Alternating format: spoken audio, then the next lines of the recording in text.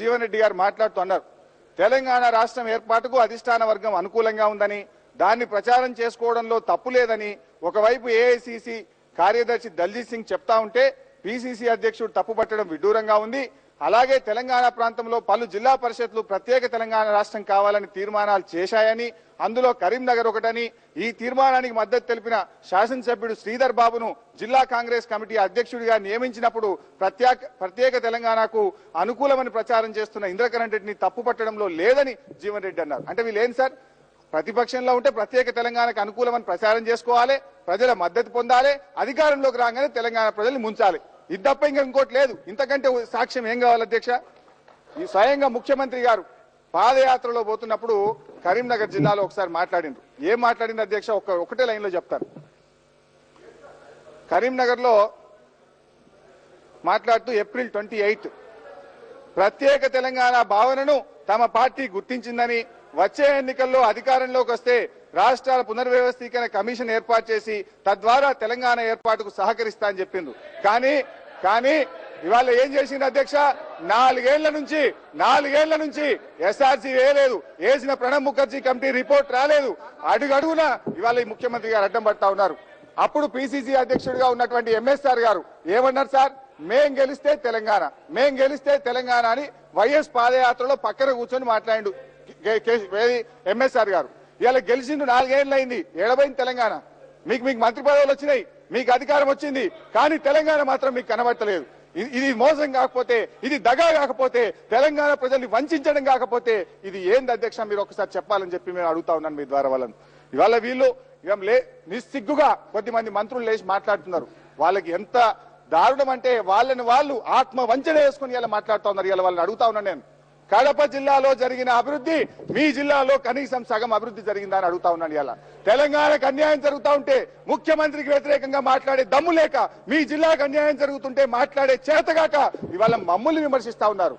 మీకు చేతనైతే మమ్మల్ని కాదు విమర్శించాల్సింది, మీ ముఖ్యమంత్రిని చేయి పట్టుకుని అడగండి, మీ ముఖ్యమంత్రిని నిలదీయండి, మా జిల్లాలకు నిధులేవని అడగండి. ఇవాళ నేను అడుగుతా ఉన్నాను, కడప జిల్లాకు రైల్వే లైన్, కడప నుంచి బెంగళూరు పోవడానికి రైల్వే లైన్ కు ముఖ్యమంత్రి గారు రాష్ట్ర ప్రభుత్వ బడ్జెట్ నుంచి 500 కోట్లు ఇచ్చి 1000 కోట్లతో రైల్వే లైన్ వేస్తారు.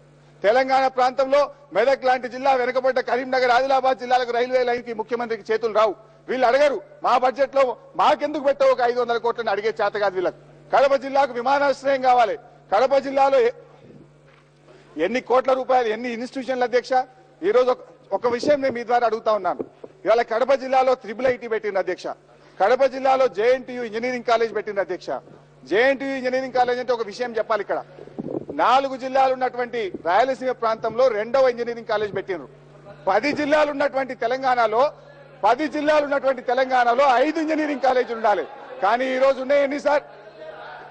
మేము చెప్పేది రండి సార్, సభను ఆర్డర్లో పెట్టాలి సార్. ఇప్పుడు మేము అడిగేది కడప జిల్లాలో ఎందుకు పెట్టారని సార్, మేము కడపలో ఎందుకు పెట్టారని అడగడం లేదు, మాకెందుకు పెట్టలేదు అని అడుగుతున్నాను. మా వాటా ఏమైందని అడుగుతా ఉన్నాను.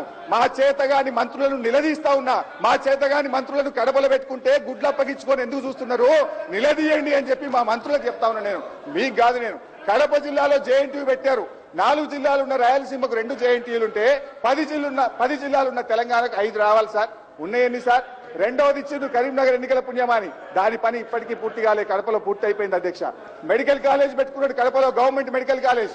4 జిల్లాలు ఉన్న రాయలసీమలో 4 గవర్నమెంట్ మెడికల్ కాలేజీలు, 10 జిల్లాలు ఉన్న తెలంగాణలో ఇవాళ 3 గవర్నమెంట్ మెడికల్ కాలేజీలు.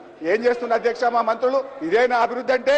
Dental college, nursing college, sports school, university పెట్టిండి అధ్యక్ష. యూనివర్సిటీలు 4 జిల్లాలు ఉన్న రాయలసీమలో 3 రీజనల్ యూనివర్సిటీలు ఉంటే తెలంగాణ 10 జిల్లాలకు ఎన్ని ఉండాలి అధ్యక్ష? 8 యూనివర్సిటీ ఉండాలి. ఈ రోజు ఉన్నాయండి అధ్యక్ష, 3 ఉన్నాయి. ఇచ్చిన తెలంగాణ యూనివర్సిటీకి ఇప్పటి వరకు నిధులు ఇంకా ఇవ్వలేదు. దాని పనులు అక్కడనే ఉన్నాయి. కడపలో మాత్రం 100 కోట్లతోని సోనియా గాంధీ తీసుకొచ్చి ఇనాగ్రేషన్ చేసుకున్నారు. ఇదా సార్ తెలంగాణ అభివృద్ధికి? ఇది కాదా సార్ ద్రోహం?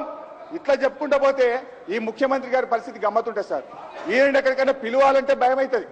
ఆడికి పోయి చూసిండు అనుకోండి, ఇది కడపలో ఎందుకు ఉండదు అనే ఆలోచన వస్తుంది. ఈ మధ్యలో హైదరాబాద్ పబ్లిక్ స్కూల్ కు గెస్ట్ గా పిలిచిండు. ఆడికి పోగానే హైదరాబాద్ పబ్లిక్ స్కూల్ అనేది ఒక హైదరాబాద్ ఆనాటి నిజాం నవాబ్ పెట్టిండు. ఆయనకి దాని మీద దృష్టి పడ్డది. వెంటనే కడపలో హైదరాబాద్ పబ్లిక్ స్కూల్ పెట్టేసి శిల్పారామం పోయింది ఒకనాడు. అగో ఇది కడపలో ఎందుకు అనుకున్నాడు. తెల్లారి శిల్పారామం కడపకు పోయింది. నల్సర్ లా కాలేజ్కి తీసుకుపోయిండు. నల్సర్ లా కాలేజ్ తీసుకుపోయిండు, కడపలో పెట్టుకున్నాడు. ఏపీ రెసిడెన్షియల్ స్కూల్ కి ఏదో ప్రోగ్రామ్ పోయిండు. అగో ఇది కడపలో ఎందుకు ఉండద్దు అన్నది, అది కడపకు పోయింది. పార్టీ అకాడమీ పెట్టుకున్నారు. సార్ చెప్పనియాలి సార్, ఇవన్నీ వాస్తవాలు చెప్తున్నాం. ఏదైనా తప్పుంటే చెప్పమనండి. ఇవాళ సార్ రాష్ట్రంలో ఆంధ్రప్రదేశ్ రాష్ట్రంలో ఒకే ఒక సైనిక్ స్కూల్ ఉంది. అది కోరుకొండలో విజయనగరంలో ఉండేది. ఈ మధ్యన రెండవ సైనిక్ స్కూల్ ఒకటి వస్తే ఎక్కడ పెట్టాలి సార్? వెనుకబడ్డ తెలంగాణలో పెట్టాలి. కానీ ఎక్కడ తీసుకుపోయింది సార్ ఈ ముఖ్యమంత్రి? కడపకు తీసుకుపోయింది. అంటే రెండు మీ కడపల్లో పెట్టుకోండి. ఇక మా మంత్రులు మాత్రం చేతులు కట్టుకుని కూర్చుంటారు.